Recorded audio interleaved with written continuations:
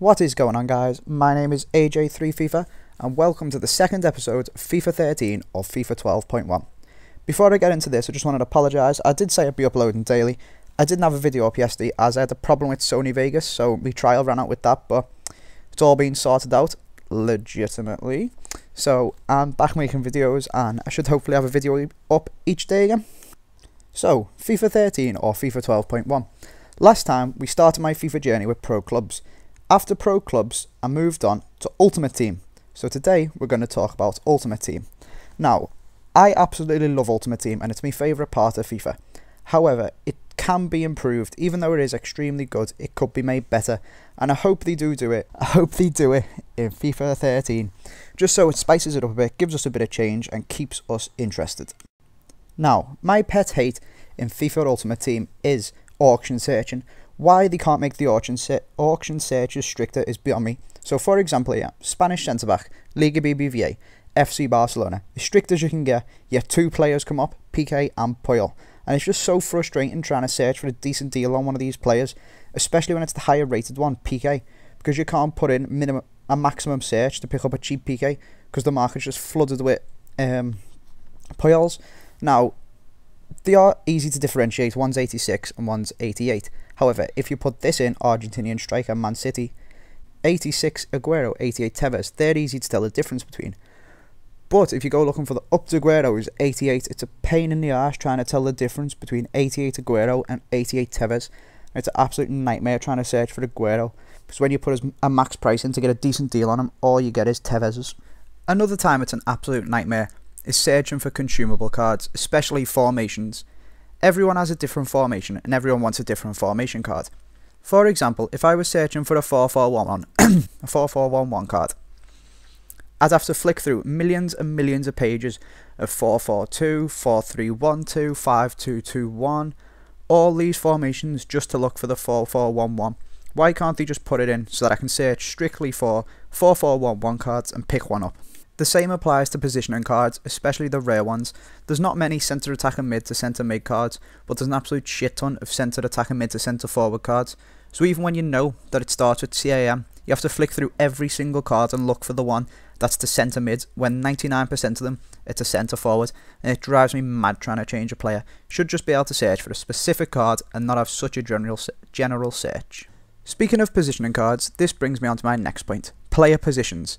Using positioning cards, you can turn a striker into a centre defensive mid and be able to play at centre back with orange chemistry. However, how many strikers do you know that could actually play decent at centre back? When, if you're playing right wing, he gets red chemistry. There's a massively higher proportion of strikers that could play on the wing and do better than they could at centre back. It works the other way around as well. Wingers have played better at striker than they was at right back. Take David Villa for example. He plays left wing for Barcelona, however he always plays up front for Spain. But on Ultimate Team, you could turn him into a left back, or you could turn him into a left mid and you get orange at left back. However, if you played him as a striker, which is one of his secondary positions, you would get red chemistry. For me, this defies all logic, and I think they should just scrap the position changing cards altogether. What they should do is have secondary positions like they do in head-to-head or kick-off mode or something like that. When you click on a player's bio, it says, and even if you're going in-game in Ultimate Team, for example, for David Villa, it'll say he's a left wing, but then it'll have secondary positions of a striker or a right wing or a left mid. Why they can't just do this on Ultimate Team as well, and instead of messing about with all the positions, they should just have secondary positions for each player, which they can get orange chemistry at too. This would make the game a lot more realistic, as you could play players in roles that they play in real life and do well, and wouldn't be able to play them in stupidly ridiculous positions that they'd never play in their life. This also brings me on to my next point. If this was to happen, more detailed player info would be needed, instead of just the basic height, age, nationality, and then the on-card stats. When you click on a player, it should tell them at least what skill moves and what weak foot they've got. So I don't want to have to go searching on the internet when I'm trying to make a 4 or 5 star skill team. And if this is brought in where the player position cards are taken out and they're just given secondary positions, the secondary positions would also need to be shown. When you're trying to bid on a player, you should be able to click on the right stick and see where his secondary positions are. Now, being able to play all the players in the different roles that they do play in real life but are unable to play in an Ultimate Team would create a lot higher variety of teams. Another way to create a lot more variety of teams would be more formations. Now, I know it's not practical to be able to make custom formations on Ultimate Team, what with all the chemistry links that have to go between the players. However, EA could make a lot more variety of formations. If you go in the formation settings when you're playing a kickoff game, there's millions of variations to each formation. However, in Ultimate Team, there's only the bog standard ones, so why can't they put all the different variations into Ultimate Team so that we can use them as well? Finally, my last point is overpowered players and the debate about whether there's a handicap. Now, there's a lot of players on Ultimate Team that are very, very, very overpowered. David Luiz and Gabby Agbonlahor, to name just a few of them. Now, these players cost absolutely nothing and are some of the best players on the game. Especially David Luiz, he's arguably the best centre-back and he costs about 2 or 3 grand. And I think this is absolutely ridiculous. People work so hard to be able to afford really, really good centre-backs like second in form, Sergio Ramos, and Team of the Year, Thiago Silva. Not David Silva, he's a fucking centre mid. But that applies as well. Modric is just as good as Team of the Season, David Silva. People spend millions of coins on these teams, and then someone goes and pays 2 grand for a player and he's just as good, which I think is totally, totally unfair.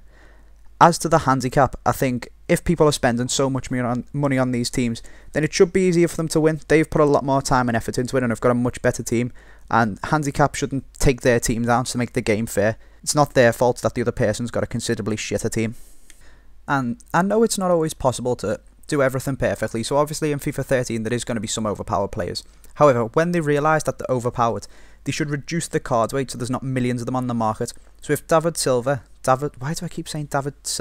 Luiz, if he had the same card weight as PK, he'd be 20 grand instead, and every noob with a stupidly fast Premier League team wouldn't be able to afford him. It'd just make the game a lot better. As to Gabby Agbonlahor, I hope he gets made into a silver, just so he's worth about 60 grand, and all the noobs who just want to sprint and smash the ball can't use him.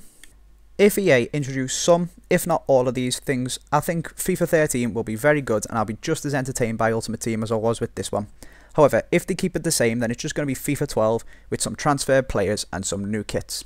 Anyway guys, thanks for listening to me rant on. I've been AJ3FIFA. Subscribe, stay tuned, do be sure to go and follow me on Twitter. The link will be in the description and I'll see you next time.